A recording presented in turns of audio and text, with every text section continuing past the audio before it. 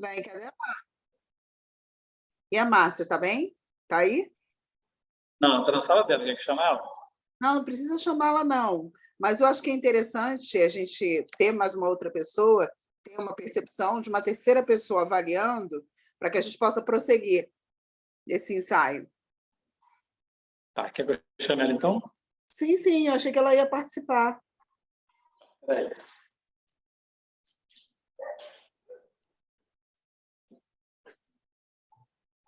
Feliz de vê-lo. Está pedindo para você entrar na reunião também.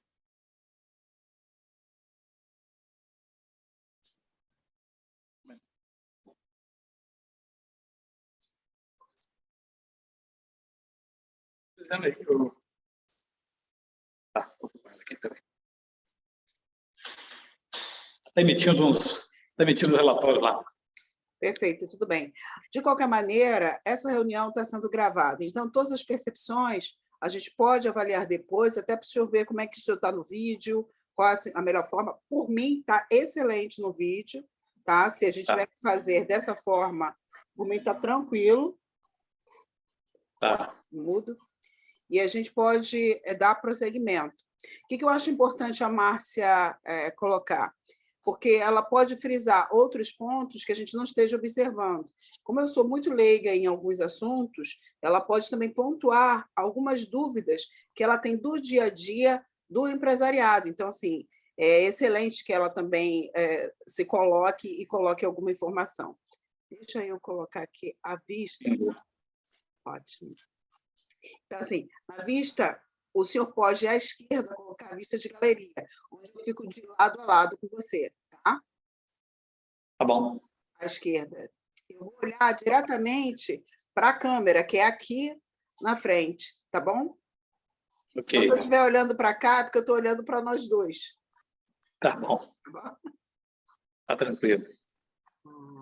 Pronto. Foi. Então, assim, vou abrir aqui. O que a gente vai fazer hoje, seu Carlos? O que é esse teste? Todas as vezes que eu faço uma live, eu faço um roteiro que a gente precisa seguir. Por quê? Porque no momento da live, e você vai entender, muitas vezes a gente esquece pontos muito importantes para a gente tocar e a live ser dinâmica, e ela não perder o interesse das pessoas e o envolvimento dessas pessoas. A gente já decidiu que essa live pode ser gravada dentro do YouTube, e tudo vai depender também do nível de qualidade que a gente queira propagar, tá? Por isso que a Márcia sugeriu que seja aí no escritório. Eu só estou preocupada com o nível de qualidade. Eu posso levar o meu celular, mas eu posso levar também o meu computador e a minha câmera. E eu já tive lives gravadas com o meu computador e a câmera. Eu tenho uma câmera externa no computador. Então, assim, a gente pode gravar com essa câmera externa. Eu tenho um suporte que é esse aqui, ó. Você está vendo? Sim. Sim. Eu tenho um suporte assim. Ele vai até 1,5 m. Beleza, eu acho que vai funcionar. Então, assim, a gente pode deixar uma câmera aqui e a outra câmera de frente. Na verdade, eu tenho dois suportes, um com iluminação e outro sem iluminação. Então, a gente pode também pensar nisso, como uma estrutura teste para fazer essa primeira gravação. Entendi. Então, assim, Eu acho que vai ficar bom, sim. Também aqui na sala de reunião. Pode ser na sala de reunião, pode ser aí na sua própria sala mesmo, onde a gente... Aí tem uma iluminação excelente. Então, o que mais me preocupa é a iluminação, ela influi diretamente na qualidade de imagem. Então, assim, você está fazendo pelo seu computador ou pelo seu celular? Celular. Está ótima a imagem pelo celular.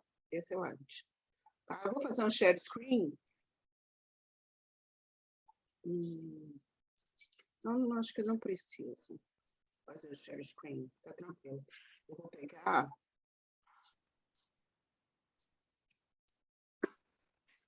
Só vou abrir aqui. Então, vamos começar. O tema é a análise financeira. Uma das coisas que nós temos notado, eu principalmente, quando eu faço coaching de empresários é um ponto nevrálgico dos empresários, principalmente os empresários que cresceram muito rápido, saírem da operação para fazerem análises de crescimento. Eles querem crescer da mesma forma que eles abriram a empresa. Pegaram capital, investiram, e aí geraram receita, e aí continuam gerando receita. Aquela receita se confunde de alguma forma com o capital que ele usa para o dia a dia, mas quando pensam em crescer, eles já não conseguem se organizar tão bem. E como a gente vai falar de análise financeira, nesse ínterim, no ínterim na preocupação do empreendedor e do empresário, como é que a análise financeira se insere? O que é a análise financeira para esse empreendedor, como solução para esse empreendedor, para esse empresário? Quer responder? Eu faço uma introdução. Tudo bem, pensei que está fazendo uma explanação ainda. Não, eu faço uma introdução, faço um cenário, e aí o que é a análise financeira? O que você entende? Tá, e aí eu vou escrever para a gente seguir. Tá certo. Existe uma confusão natural que as pessoas fazem entre a análise econômica e a análise financeira, como se fosse a mesma coisa. Na verdade, não é a mesma coisa. Elas são dissociadas. A análise econômica está ligada à estrutura do negócio, estrutura da empresa, a capacidade que a empresa tem de cumprir as suas obrigações a curto e a médio prazo e a sua subsistência no mercado de negócios. Isso é análise econômica, porque isso é que é a barreira de entrada dos aventureiros. As pessoas que acham que foram demitidas, por exemplo, de uma empresa, receberam lá uma indenização, e aí acham que elas podem abrir um negócio, porque eu vi tantos negócios dando certo, então vou abrir o negócio, porque não acho que não quero mais trabalhar como empregado, e agora vou pegar minha verba indenizatória e vou abrir um negócio próprio. É uma aventura, porque ele não tem não tem conhecimento sobre o que é gerir o negócio, sobre gestão de negócio, e ele pensa que se ele simplesmente lá comprar lá no Mercadão, lá no depósito, lá uma mercadoria por um preço de 50 e revender por 100, que ele vai estar ganhando 100%. É um lido engano. Então, a análise econômica é isso. É a estrutura, saber medir a estrutura do próprio negócio, o tamanho do negócio, sustentabilidade do negócio, a capacidade que o negócio tem de se resistir às intempéries. A análise financeira é outra coisa. A análise financeira está mais ligada à questão de fluxo de caixa, que é o capital de giro que a empresa tem, giro do estoque, se for uma empresa de comércio, a produção de serviços e venda de serviços, se for, no caso, a prestação de serviços. Isso é análise financeira. E, claro, saber gerir os recursos disponíveis que a empresa tem e buscar fontes de recursos quando a empresa tem deficiência no caixa, saber onde buscar fontes de recursos que custam menos, com menor custo, para suprir o caixa. Reparou? É bem diferente. A análise econômica é uma coisa, a análise financeira é outra coisa completamente diferente. Enquanto a análise econômica leva em conta uma demanda de mercado, de sustentação, de situação no mercado, a análise financeira está mais focada no cotidiano da empresa, no dia a dia da empresa, nos compromissos de curto prazo e médio prazo da empresa. Essas são duas coisas diferentes. E, normalmente, os empresários, pequenos e microempresários, principalmente, eles levam em conta a experiência que eles adquiriram com, muitas vezes, aprendizado com o próprio pai, o avô, o tio, enfim, que na maioria das vezes essas empresas, pequenas e microempresas, são negócios que já vêm no seio da família, e é muito comum você chegar num restaurante, por exemplo, e ver que a plaquinha lá, que o restaurante existe desde 1900, está lá em Pedrada. Ah, essa casa foi fundada pelo meu avô, passou pelo meu pai, e agora está comigo. E aí ele pensa que na mente dele foi o seguinte: não, eu nasci dentro desse negócio. Então eu conheço isso de berço, desde nascença. Não conhece nada. Ele apenas é filho, ou neto, ou sobrinho de alguém que foi comerciante a vida toda. Isso não se aprende por osmose. Negócio não se aprende por osmose. Então, muitas vezes, os microempresários têm uma deficiência de fazer análise financeira do seu negócio porque eles não conhecem o que é análise financeira, porque eles não acham que precisa aprender sobre isso, porque eles pensam que isso está no sangue. Eu sou comerciante de sangue, eu sou filho de comerciante, sou neto de comerciante. E a mesma isso, quando eu falo comerciante, não especificamente estou restringindo ao comércio de produto, digo de uma forma geral, né? Pode ser tanto em prestação de serviço, comércio, não importa. Mas muitas vezes você confunde. Ah, isso está no meu sangue. Não está no sangue. Isso se aprende. São técnicas que a pessoa precisa aprender, precisa estudar para aprender. E essa aí é uma dificuldade que os empresários têm junto aos seus negócios. Perfeito, perfeito. Eu encontro exatamente essa dificuldade. Eles entendem muito do mercado, entendem muito do ir e vir desse serviço, dessa mercadoria, dessa demanda. Então, muitas vezes, não falta dinheiro do caixa, mas eles não sabem gerir aquilo que chega dentro desse caixa, né?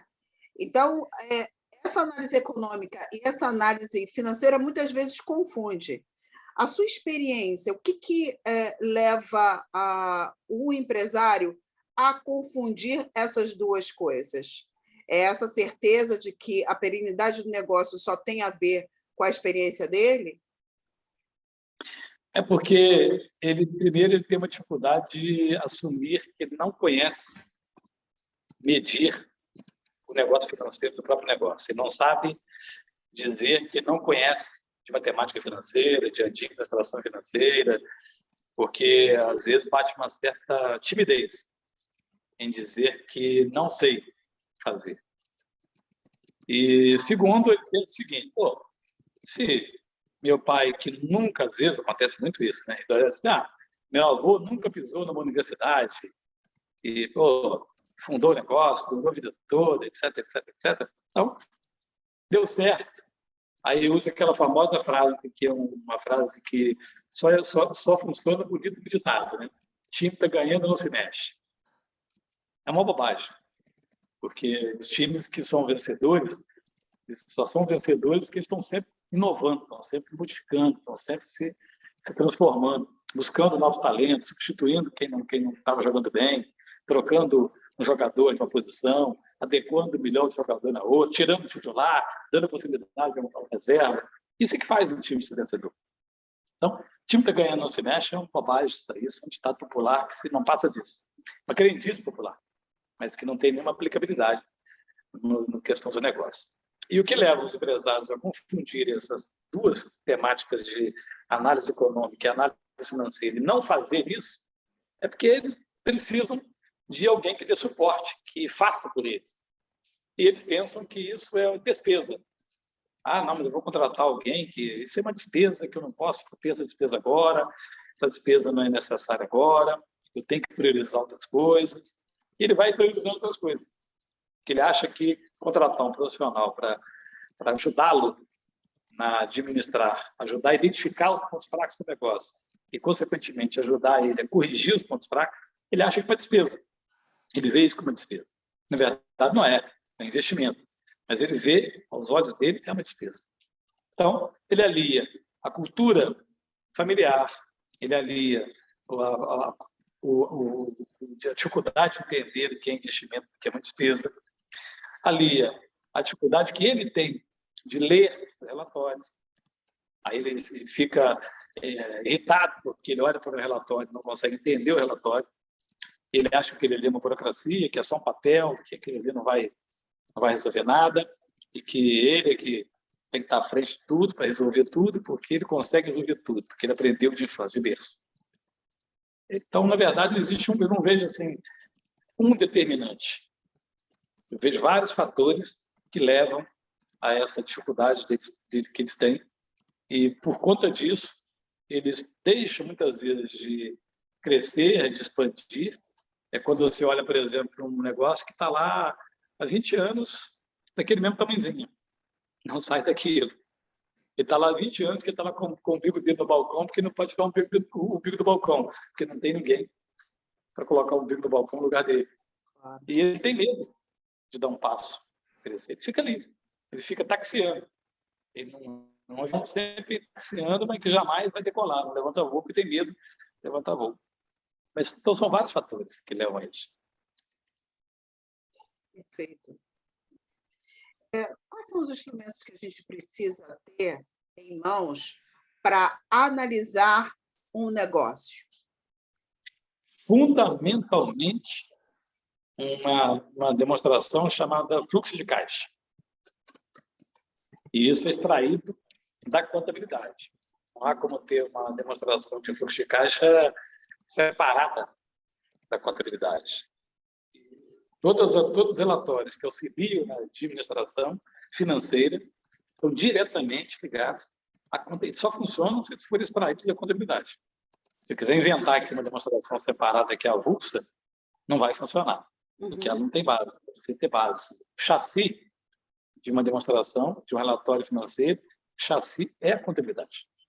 Ele precisa ter uma contabilidade que seja fiel ao negócio, esteja atualizada, elaborada de acordo com as técnicas e as normas que precisam ser cumpridas, e a partir daí sim extrair os relatórios. O principal deles é a demonstração de fluxo de caixa. Sim. A Márcia colocou algumas coisas aqui, né, sobre... você conhece de onde são gerados os dados que são aglutinados na demonstração dos fluxos de caixa? E aí a minha pergunta é: como é que a gente gera os dados do fluxo de caixa? A gente parte da demonstração do resultado do exercício, que é a DRE, popularmente chamada DRE, demonstração do resultado do exercício. A DRE apresenta o lucro líquido final. E a DRE também contempla as despesas que influenciaram o resultado do lucro, porém, que não tiveram impacto no caixa. Que nem todas as despesas que estão na DRE, assim nem como todas as receitas que estão na DRE, nem todas elas passam pelo caixa. Há, por exemplo, um caso típico, que é a depreciação. A depreciação, que é o registro do desgaste da utilização dos bens utilizados na produção dos bens e serviços da companhia, a companhia compra uma máquina para utilizar na prestação de serviço ou na produção de bens. Essa máquina tem tempo de vida útil. Então, é preciso que a contabilidade registre, de acordo com a técnica contábil, claro, e os parâmetros da Receita Federal do Brasil, registre a depreciação, que é como se passasse uma lixa, né? Você comprou essa mesa como móvel utensílio. Essa mesa é usada aqui na minha prestação de serviços. Ela tem tempo de vida útil. Ainda que ela possa durar a vida toda fisicamente, mas tecnicamente, para a Receita Federal do Brasil, ela tem tempo de vida útil. No caso aqui, é 10 anos.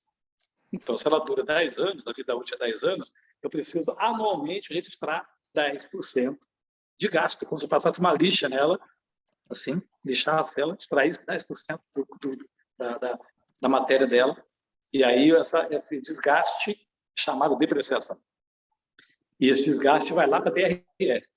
Então, vai influenciar no resultado do lucro ou prejuízo, sim, mas não passou pelo caixa, porque eu passar a lixa para desgastar, eu não gastei nada, eu só desgastei.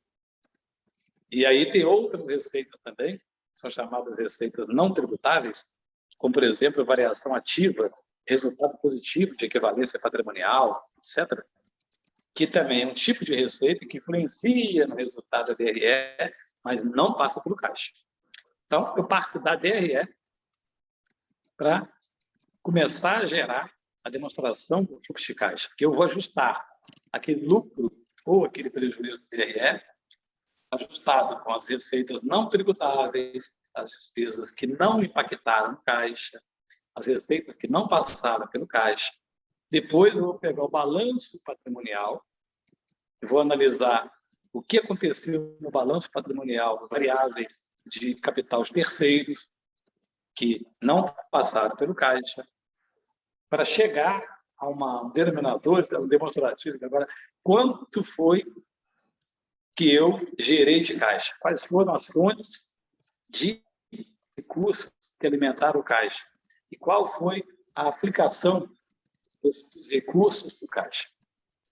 Aí eu vou saber onde eu apliquei os recursos do caixa durante aquele período, vou saber as fontes que alimentaram o caixa, e baseado nisso, eu consigo ter um horizonte, um norte seguinte. Caramba, meu caixa foi mal alimentado, custou caro alimentar o caixa. Olha, o recurso não foi bem aplicado, poderia ter aplicado o recurso de maneira melhor. Em vez de aplicar aqui, poderia ter aplicado ali. Poderia ter aplicado meus recursos, por exemplo, no meu estoque, aumentar o meu estoque, que tinha uma perspectiva boa de consumo desse produto a curto prazo. Não, poderia ter gerado menos estoque, aplicado em outro tipo de investimento, aproveitado uma oportunidade, etc. Então, é uma demonstração complexa, que precisa ser bem entendida para que o administrador possa tirar proveito dela. Por isso, daí a necessidade, muitas vezes, do administrador, do empresário, ele contar com um parceiro do lado dele, nesta hora, que entenda, saiba ler o balanço, saiba entender a DRE, saiba interpretar a DFC, para passar para ele o que realmente a empresa está dizendo. A empresa fala. A empresa não é um corpo inanimado. A empresa fala. Ela fala todos os dias. O que acontece é que muitas vezes o empresário não dá ouvidos à sua própria empresa. Mas a empresa fala, ela reage, ela é como se fosse um corpo que ela reage. Quando ela começa, por exemplo, a sentir as dores, ela grita, ela fala de diversas formas. Mas se o empresário não der ouvidos, é como se tivesse uma criança, a criança começa a sentir alguma coisa, a criança a chorar, e a pessoa está aqui no celular, aqui, a criança está lá chorando no berço, ele está aqui, não está nem aí para a criança. Daqui a pouco ela para de chorar. Ele vai ficar, a criança vai sentir aquela dor, ela vai chorar, daqui a pouco a criança parou de chorar. Por quê? Porque ela estava chorando à toa? Não, ela parou de chorar às vezes porque ela esgotou a capacidade de choro. Mas ela está doente. E eu estou aqui, não estou preocupado com a criança, porque eu não estou fazendo a leitura, não estou me importando com o que a criança está falando. A empresa é a mesma coisa. A empresa fala pelos relatórios contábeis. Aí ela fala, ela grita, ela anuncia, ela comunica e ela mostra também o que ela está sentindo e onde está doendo.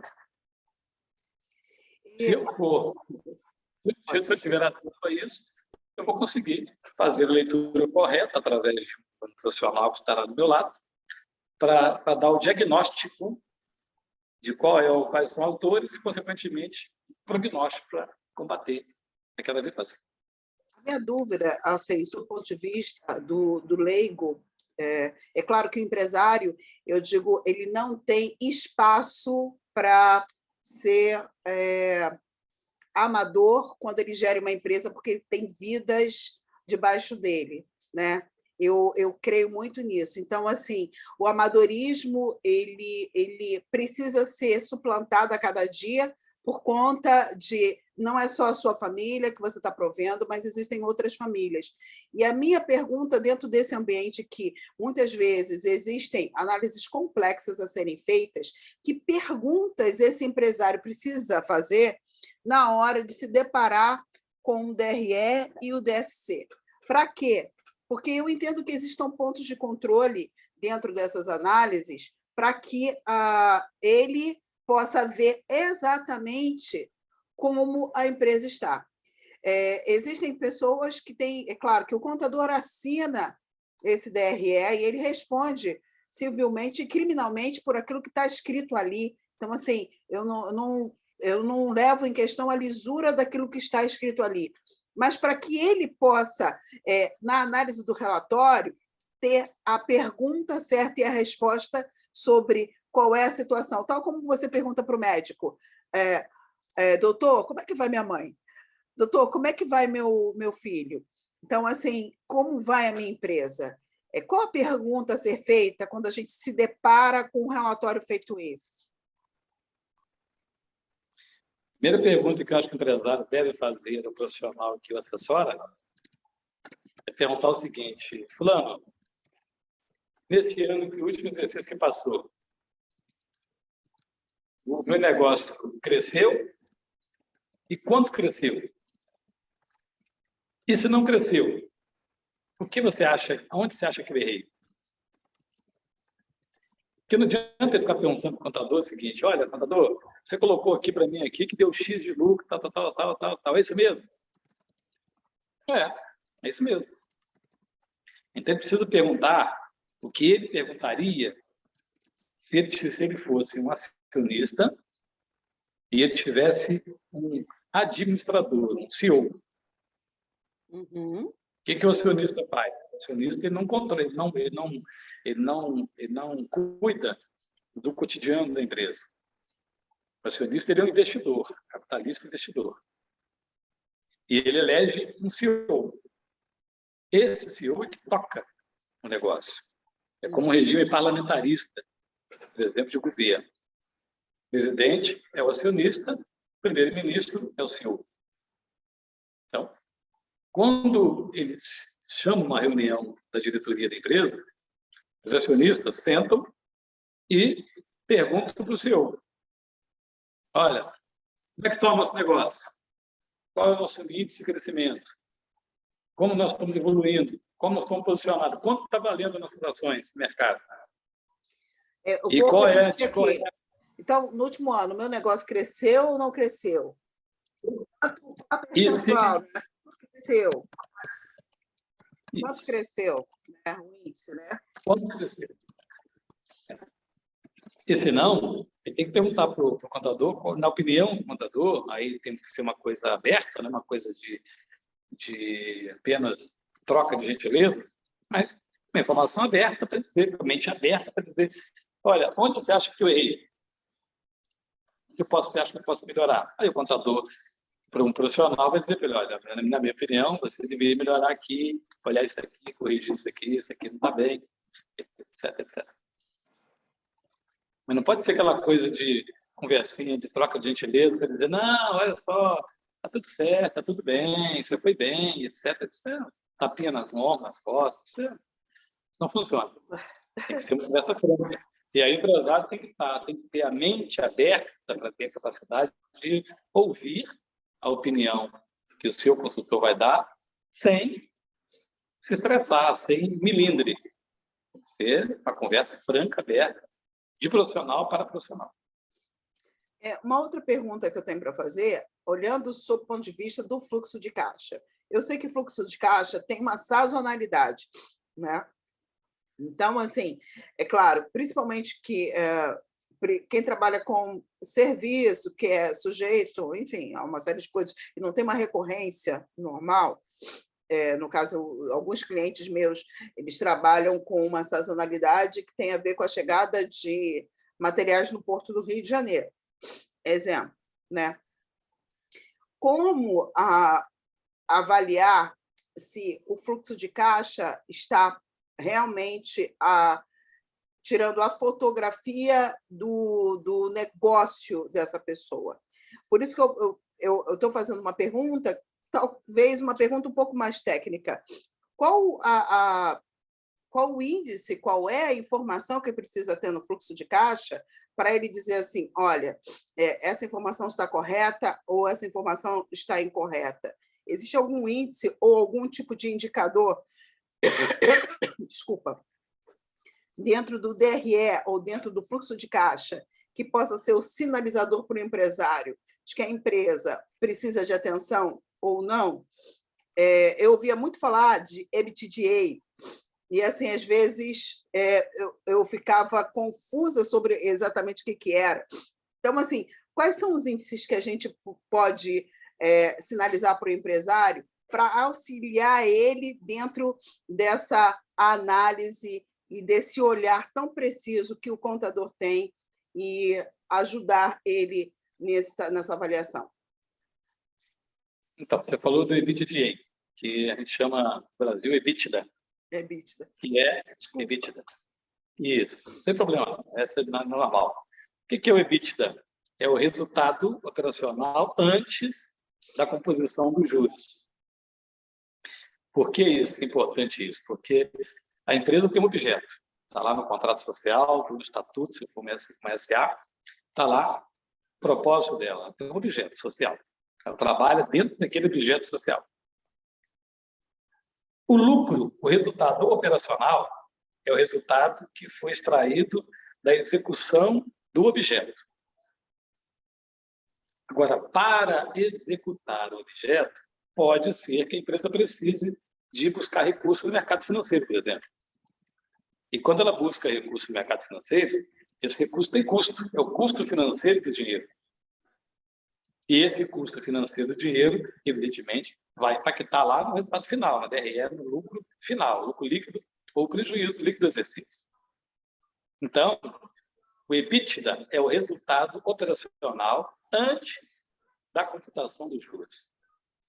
Então, o EBITDA mostra realmente quanto foi que a empresa teve de resultado operacional baseado exclusivamente no objeto social da empresa. Aí, já começa a dar uma demonstração se os objetos foram bem executados, se teve êxito na execução dos objetos, claro, em paralelo com o mercado da empresa, com o mercado do negócio. No momento de crise, que toda empresa passa, porque todo mundo vive uma crise, o mundo vive de crises sucessivas. Não estou falando de crise pandêmica, estou falando de crise econômica, social. O mundo vive de crises sucessivas, uma atrás da outra. Então, é claro que as crises têm o momento da fase aguda da crise e tem o momento mais salutar da crise. Isso tudo leva em conta a avaliação para saber como foi a performance da empresa. Isso também leva em conta. Por isso que você falou bem aí um pouco atrás aí, sobre a sazonalidade das análises. Claro, tem uma sazonalidade sempre. Eu não posso pegar uma empresa em um momento de crise aguda, de mercado, por exemplo, a crise na CSN está passando um momento difícil, porque a exportação de aço, que o mercado de aço, nesse momento, está saturado. Ora, bolas, não adianta pegar nesse momento agudo e fazer uma análise de como está a performance daquela siderúrgica, porque, ora, você está analisando o mercado, quando o mercado está em crise, é claro que todas as empresas desse segmento estão em crise. Sim. Então, eu preciso ter um período. O perfil dela, e geralmente, como eles trabalham com a previsão de quanto vale a ação, quanto vale o minério no mercado. Então, assim, eu trabalhava numa empresa de alumínio e tudo girava em torno de quanto valia a LME, que era a base do alumínio, e isso era o indicador, o índice que drivava, o drive para todas as nossas operações. E eu me lembro que a BHP Billiton vendeu a parte dela para a Vale, porque a LME tinha uma previsão de, nos próximos 2 anos, baixar. Então, ela eliminou todos os negócios dela de alumínio no Brasil e no mundo inteiro. No mundo inteiro. É uma questão de realmente de decisão baseada em análise, como você falou, análise econômica, né? Econômica. Essa é a análise econômica, entendeu? Viu a diferença? Isso aí foi feita uma análise econômica do mercado, foi feita uma prospecção de como o mercado se comportaria e chegou-se à conclusão de que, olha, tendo em vista o comportamento a médio prazo do mercado, não vale a pena para nós insistir nesse negócio. Então, vamos pegar essa fatia que nós temos e vamos entregá-la para alguém que tem um porte maior que o nosso e vamos realizar nosso negócio agora e vamos migrar para outros investimentos, para outros fatores, né? Então, buscar seguir outros rumos. Isso é análise econômica. Viu? Se não fosse feita a análise econômica, se essa empresa não tivesse a visão importante de uma análise econômica, de prospecção de negócio, eles teriam insistido que o time está ganhando, não se mexe, eu estou bem, vou continuar. Ela vendeu enquanto a LME estava alta. Ela não vendeu quando a LME começou a baixar. Ela vendeu enquanto a LME estava alta. Eu não sei qual foi o guru, entre aspas, que eles tiveram. Eu só sei que assim, foi uma surpresa para todos nós, na época que a BHP Billiton vendeu a parte dela. E assim, eles tinham uma previsão de que a LME ia baixar nos próximos 2 anos, vendeu enquanto estava em alta. Isso, realizou e baixou. A Vale só vendeu depois que a LME baixou muito.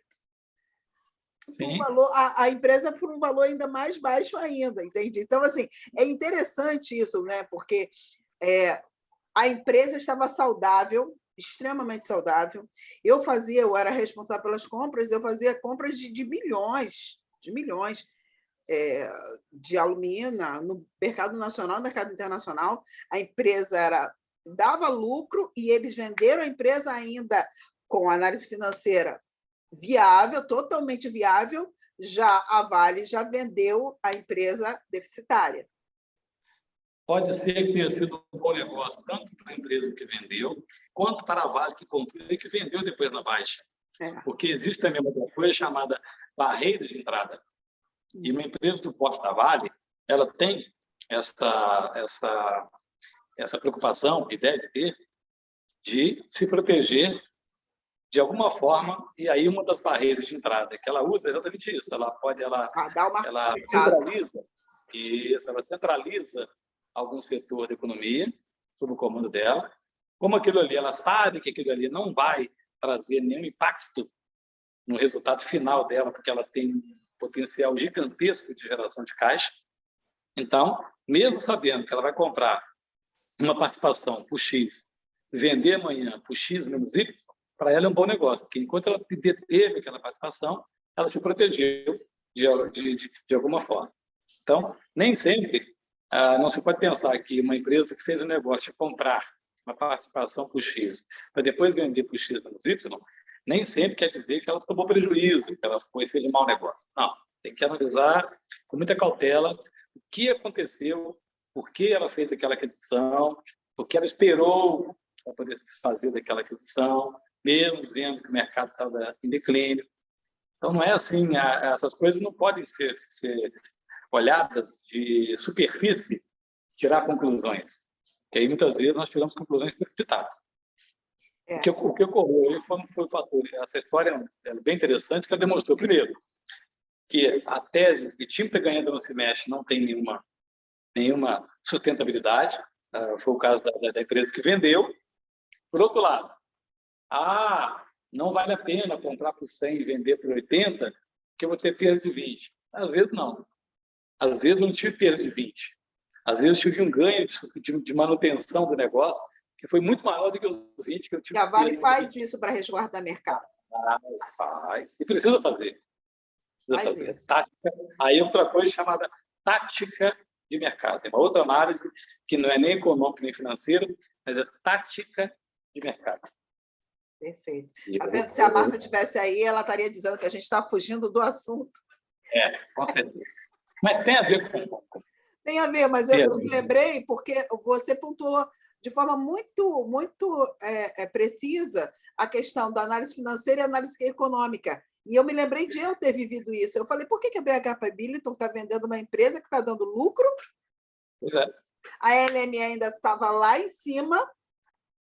E aí a gente fazia acompanhamento, a gente tinha uma sala só de acompanhamento dos índices de minério de ferro, da LME, que era o alumínio, de vários índices na Bolsa de Valores no Brasil, Nova York, Tóquio, em vários lugares. Então, assim, sabe aquelas coisas com coisas da Bolsa? A gente tinha isso, porque nós precisávamos desse indexador para poder emitir as notas fiscais, enfim.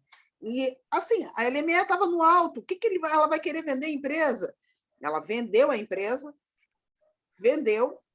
E, assim, não foi coisa assim de 6 meses. Eu não sei como é que eles conseguiram prever isso. Foi coisa de 6 meses, a LME baixou, mas baixou, assim, de, sei lá, de 200 para 100. E eu não sei o que aconteceu no mercado, porque eu era só compradora na época, e baixou. E aí a Vale se viu, assim, de repente, uma empresa que era totalmente lucrativa começou a gerar prejuízo, ainda sustentou por uns 5 anos, eu acho, e aí vendeu a empresa para uma empresa do mercado nacional. Boa história. Uma excelente história. E aí tem a ver análise financeira e a análise econômica. Como a gente estava falando agora, né, voltando, né, o que o empresário tem que ver, que tipo de índice? Eu vou falar em português, porque eu tenho que parar com esse estrangeirismo. O EBITDA... Não, porque do jeito os lacradores vão acabar me pegando por aí, né? Vão acabar me pegando. E eu, assim, eu tenho que me corrigir em muitas coisas, porque só Jesus nessa causa. Então, assim, o EBITDA, além do EBITDA, lucro líquido, o lucro operacional, você já me deu uma aula. É bom conversar com o senhor, porque eu aprendo para caramba. Então, assim, lucro líquido, então, seria o lucro após a colocação desses juros? Sim. O lucro líquido é o lucro operacional adicionado ou deduzido dos juros ativos ou juros passivos e deduzido também das provisões tributárias, o imposto de renda e a contribuição social. Aí tem o lucro líquido. Então, assim, eu acho que 3 grandes fatores que eles... 4 índices, 4 perguntas que ele poderia fazer seriam: 1, quanto cresceu, qual índice que cresceu, o EBITDA, né? O resultado operacional antes dos juros, o lucro operacional e o lucro líquido. São as 4 coisas que ele deveria ver, esse empresário, né? É isso aí. Perfeito, perfeito. Depois você tem, aliado a isso, você tem os índices de liquidez, né? Liquidez corrente, índice de solvência, liquidez geral.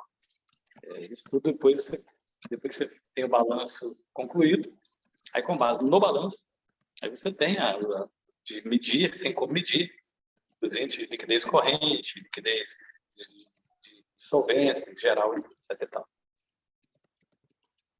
Está anotando. Esses índices são importantes porque eles definem, mostram, né, a capacidade que a empresa tem de honrar seus compromissos de curto, médio e longo prazo. E esses índices são muito utilizados, por exemplo, quando a empresa pretende alavancar recursos. Aí, uma das análises que é feita é com base nessa, porque quem vai emprestar quer saber a sua capacidade de me devolver. Então, eu vou analisar a sua capacidade de me devolver a curto, a médio e a longo prazo, para saber quanto eu posso te emprestar correndo o menor risco. Perfeito. Só porque a Márcia fez uma pergunta, olha. A Márcia sempre contribuindo muito. Mas lembrando que, olha só, esses índices de liquidez, eles são importantíssimos, porém, eles avaliam sempre a ocorrência passada. Eu já tenho balanço, já encerrei o balanço, e aí eu vou analisar no último exercício qual é a capacidade econômica daquela empresa, blá, blá, blá, blá, blá. Aí eu pego os índices. Mas eles não têm função de prevenção. Eles têm função de correção. Porque olhar esses relatórios, e uma coisa que a Márcia pontua muito, né, em tudo aquilo que ela observou, não adianta você ter o relatório e não fazer nada com eles. Você precisa tomar uma ação. Ainda que diga assim, ok, minha empresa está bem e eu vou... a minha decisão é manter a mesma linha de conduta, mas eu preciso tomar essa consciência. Eu acho que existe a ação passiva e ativa, né? Você passivamente você toma consciência e você decide que está ok, eu mantenho a empresa do jeito que está, ou eu decido que eu vou pegar um contingente desse investimento e vou fazer algo que é totalmente diferente daquilo que eu imaginei. Então, assim, é importante tudo isso, realmente. Se souber de onde vem, como gerar o relatório de forma correta. Existem empresas que não estão tão organizadas e para geração desses relatórios. Com certeza, ao longo da sua experiência de quase 30 anos, acho que está com 29, não? 29 isso, por aí. Anos. Como é que a contabilidade chegar numa empresa que não tem os dados tão organizados para gerar essas análises? Como é isso? Como é que isso se dá? A maior dificuldade é conscientizar o pequeno e microempresário que ele precisa de contabilidade. Porque muitas vezes ele acha que contabilidade é problema do contador. Não é problema dele. Ele acha que contabilidade é uma responsabilidade do contador de atender os entes governamentais. Então, ele fica completamente alijado da contabilidade.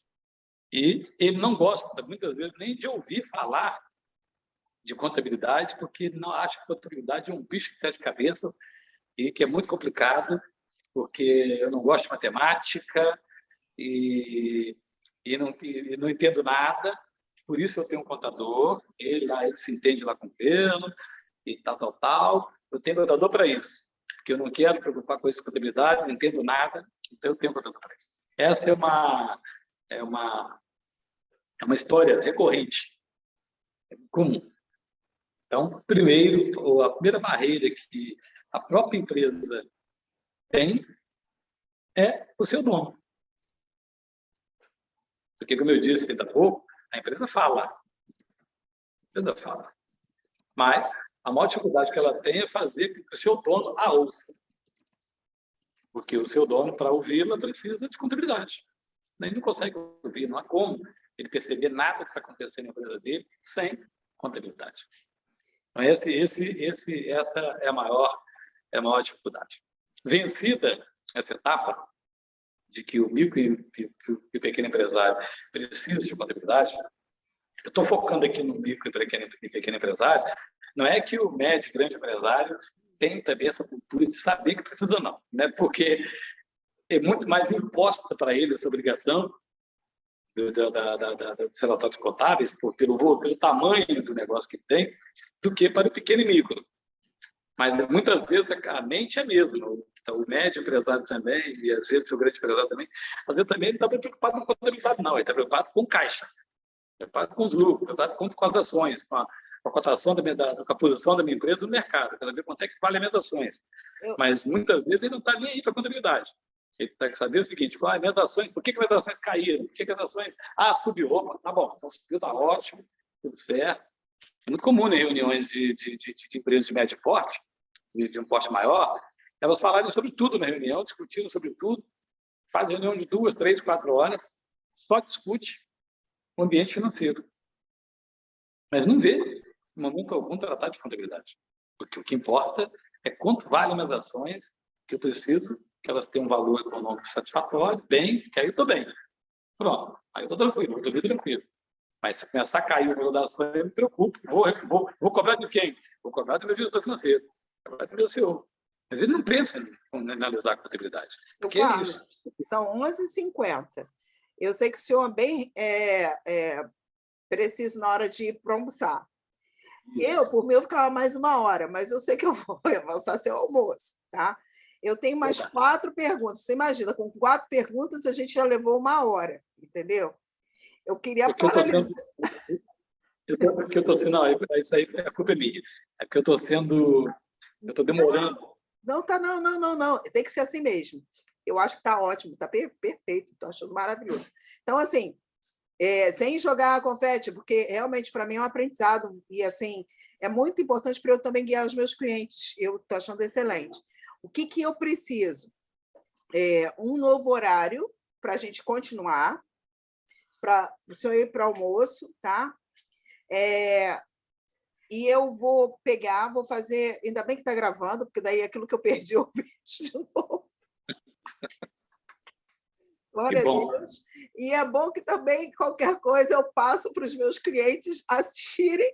Falar assim: olha, se vocês quiserem ter uma ideia do que vocês precisam, é isso aqui que vocês precisam. Né?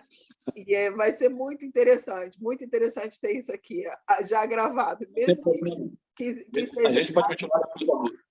Com certeza. Então, assim, eu vou precisar de um novo horário para a gente terminar as perguntas e eu dar continuidade, tá bom? Não sei se Tá hoje bom. de tarde ou amanhã. Amanhã o dia vai Não, ficar. pode ser hoje mesmo. Hoje? Que Pode horas? ser hoje. Quando eu voltar do almoço, eu vou te chamar. Tá. Eu almoço entre. Eu vou almoçar. Eu vou parar para comer agora. Eu geralmente almoço entre 1h30 e 3 horas. Mas aí. Não tem problema, a gente pode fazer às 15 horas, não tem problema não. 15 horas, tá bom. 15 horas, então. Tá? Tá? Maravilha. Valeu, Bom tchau. ver você. Tchau. Viu que a hora passou e a gente nem sentiu. Pois é. Tchau. Valeu, tchau.